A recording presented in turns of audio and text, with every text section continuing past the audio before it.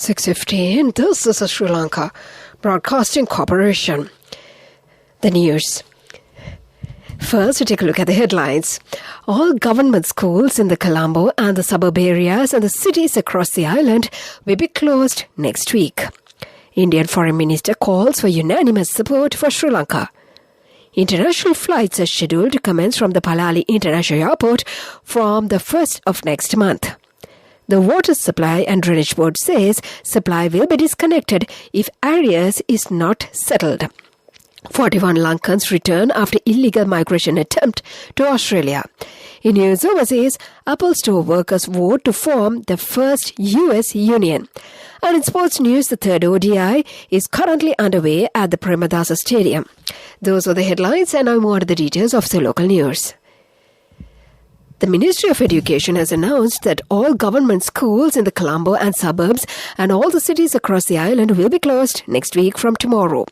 A decision has been made not to hold schools located in major cities in the Colombo region and adjoining cities of the Western Province and major cities in other provinces in the next week. Education officers in all provinces, including the Western Province, were authorized to take appropriate actions with regard to schools located in the non-major urban areas. A decision was held yesterday under the patronage of the Minister of Education, Susi Premajantha, to reach the final decision. Indian External Affairs Minister S. Jaishankar yesterday chaired a Parliamentary Consultative Committee meeting on the situation in Sri Lanka and said there was unanimous support on the need to stand with the neighbouring country in the difficult time. Mr. Jaishankar added that the unanimous support on the need to stand with the neighbour was decided together with the opposition leaders such as Shiv Sena's Priyanka Chudrawati and DMK's Trichy Siva among the others attending the meeting. International flights are scheduled to commence from the Palali International Airport on the 1st of next month. Minister of Ports, Shipping and Aviation Nimal Siripala de Silva has informed the officials of the Jaffna Airport and Airport and Aviation Services Private Limited to facilitate the commencement of the flight. The minister has also informed at the meeting that steps must be taken to develop facilities and establish a duty-free store at the premises promptly. It was mentioned that only flights carrying a maximum of 70 passengers is cleared to land at the airport. This is the news from the Sri Lanka Broadcasting Corporation. And we continue with more local news. The National Water Supply and Drainage Board has decided to disconnect water supply for all consumers who haven't settled their water bills for a certain period. He stated that the NSWDB has more than 7.5 billion rupees in arrears from its consumers for having carried out uninterrupted water supply during the COVID-19 pandemic. However, the board has given numerous chances to settle the dues. These payments will be subject to an additional 2.5% as a surcharge. Every consumer can request for an installment payments from their respective regional offices to settle their overdue if they are finding it difficult to settle them at once.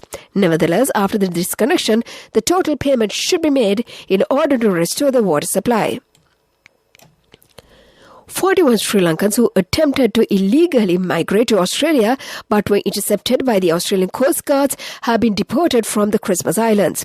The group includes 35 adults and 6 children below the age of 16, revealed to be residents of Negombo, Mullaitivu, Chilaw, Udapua and Maravilla. The group were deported back to Sri Lanka from Christmas Island on a flight which included more than 100 Australian Forces personnel. The group were handed over to the Criminal Investigations Department at the Bandanaka International Airport last night for further investigations. 37 individuals of the group were released on surety bail after being produced before the Negombo Additional Magistrate, Marlon Jasuria. And to conclude the local news, let's go back to the headlines once again. All government schools in the Colombo and suburbs and all cities across the island will be closed next week. Indian Foreign Minister calls for unanimous support for Sri Lanka. International flights are scheduled to commence from the Palali International Airport on the 1st of next month. The Water Board says supply will be disconnected if arrears are not settled. 41 Sri Lankans returned after illegal migration attempt to Australia. And that was the local news. The main news story is brought to you by Siddhalepa Veda Mahatmya. The main news story for this evening, the Embassy of Sri Lanka in Brazil, in collaboration with the Brazilian Association for Travel Agencies, organized an event to promote Sri Lanka as a destination for Brazilian and South American tourists on the 9th of June 2022 at the embassy premises in Brasilia. This is the first of its kind event organized by the embassy with the participation of a large number of travel industry representatives since the opening of the mission in the year 2002. Ambassador Dasanayake appealed to the Brazilian tour operators to promote Sri Lanka as a destination amongst the Brazilians and South Americans, stating that a number of tourist arrivals from the region was not satisfactory. And that was the main news story. The main news story was brought to you by Siddhalepa Vedamahatmya. And we move on to Watchlight. Minister of Power and Energy Kanchana Wijesekara said that Ceylon Petroleum Corporation and Lanka IOC have suspended the permits of 3 fuel trucks with immediate effect. According to the minister, the permits were suspended pending investigations into the 3 separate incidents reported on social media on illegal unloading of fuel. Several videos circulated on social media showed several bowsers illegally unloading fuel despite the ban on sale of fuel in cans, containers and bottles. That was the Watchlight, and now we move on to the headlines of the world news. Apple Store workers vote to form the first U.S. union.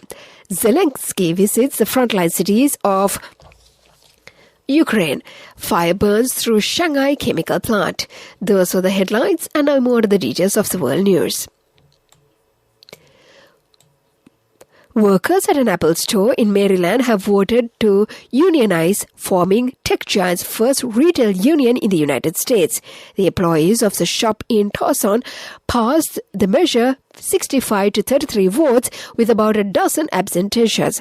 It is the third Apple store to launch a union drive this year, but the first to successfully hold a vote. Other Apple stores in Atlanta and New York have also made moves towards unionization. President Volodymyr Zelensky has made his first trip to Ukraine's war-torn southern front line as his forces mount a slow-moving advance in the region. Visiting the whole city of Mykolaiv, and he inspected the damages caused to the buildings and met soldiers, officials and the health workers. Ukrainian leader also visited the city of Odessa, which has been subjected to a periodic Russian shelling since the war began. Both cities are targets in Russia's efforts to seize the Black Sea coast.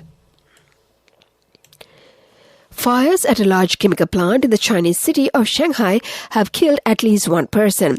They broke out around 400 hours yesterday at one of the country's largest refining and petrochemical plants. Flames could be seen engulfing parts of the sprawling complex and spewing thick columns of black smoke into the sky. Shanghai is China's economic hub and only recently emerged from the strict pandemic lockdown lasting for 2 months. And before we conclude the world news, let's get back to the headlines once again. Apple Store workers vote to form the first U.S. union. Zelensky visits the frontline cities in Ukraine. Fire burned through Shanghai chemical plant. That was the world news, and now let's move on to development news. According to UNCTAD, the World Investment Report 2022, published recently, foreign direct investment inflows to developing countries in Asia rose by 19% to an all-time high of $619 billion in the year 2021.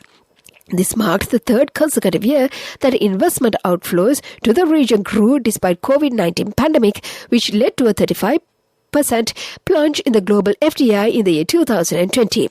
Although the upward trend in the year 2021 was expected across most sub-regions, South Asia was the only exception. Just 6 countries attracted more than 80% of the FDI inflows.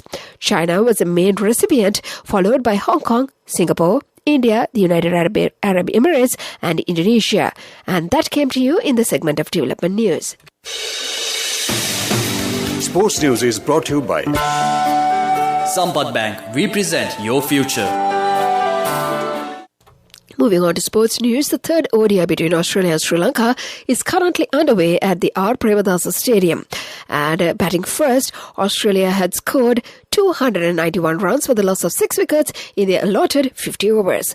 That was the sports news, business news coming up. Cash through NSP globally and win wonderful gifts locally. From October 1st, 2021 to December 31st, 2022. Remit a minimum of $100 or an equivalent amount in any foreign currency 3 times through NSB U Trust.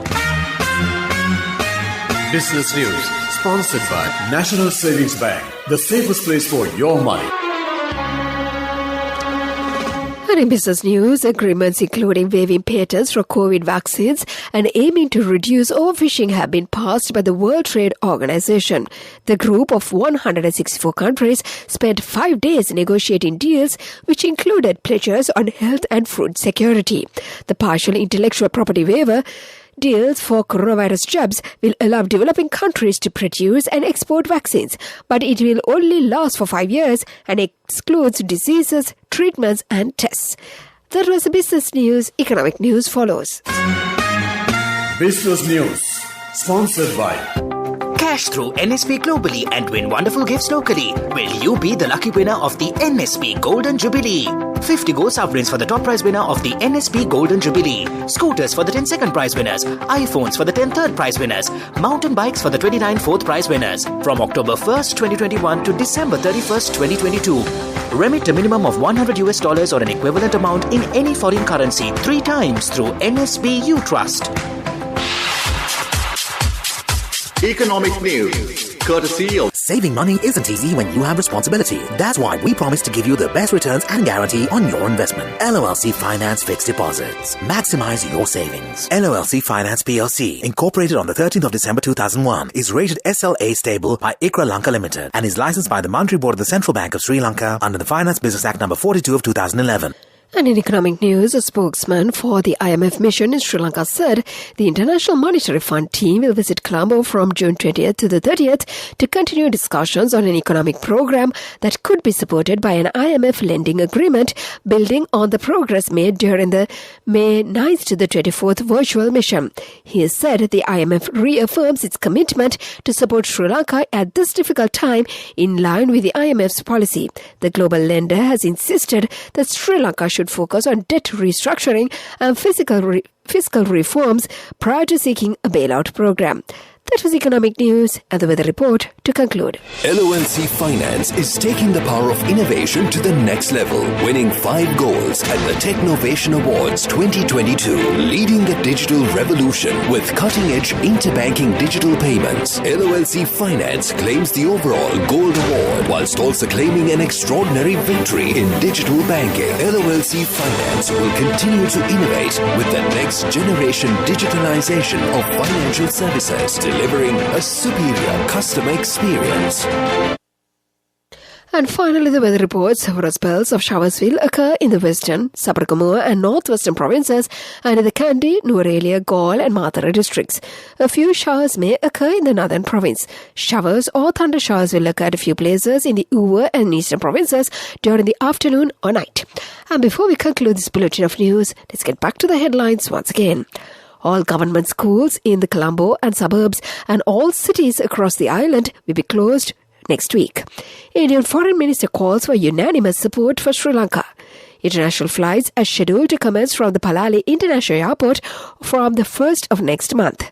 The Water Board says supply will be disconnected if areas are not settled. 41 Sri Lankans return after illegal migration attempt to Australia.